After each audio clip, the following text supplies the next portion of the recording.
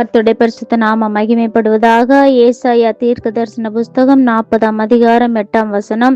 புல் உலர்ந்து பூ உதிரும், நமது தேவனுடைய வசனமோ என்றென்றைக்கும் நிற்கும் என்பதையே சொல் என்று உரைத்தது. அருமையான தேவ பிள்ளைகளை, மனுஷனுடைய வாழ்க்கை ஒரு புல்லுக்கும் ஒரு பூவுக்கும் ஒப்பா இருக்கிறது என்று சொல்லி பிரசங்கின் புஸ்தகத்திலே நாம் வாசிக்கிறோம்.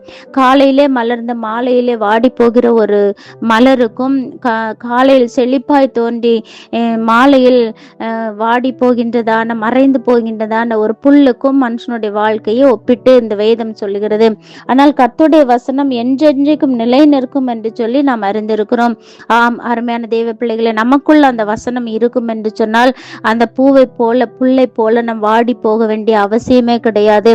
அவருடைய வசனம் அவருடைய வார்த்தை நம்முடைய இருதயத்திற்குள் ஆழமாய் இருக்கும்போது, நம்முடைய வாழ்க்கையில் இருக்கும்போது, நம்முடைய குடும்பங்களில் இருக்கும்போது, நம்முடைய வாழ்க்கையில ஒரு செழித்தோங்க கூடியதான ஒரு ஆசீர்வாதத்தை கொடுக்க அவர் நல்ல ஒரு தேவனாய் இருக்கிறார். எனவே அவருடைய வார்த்தையில நிலைத்திருப்போம், நித்திய ஜீவனை பெற்றுக்கொள்ளவும். கர்த்தர் தாமே நம்மை ஆசீர்வதிப்பாராக. ஆமென்.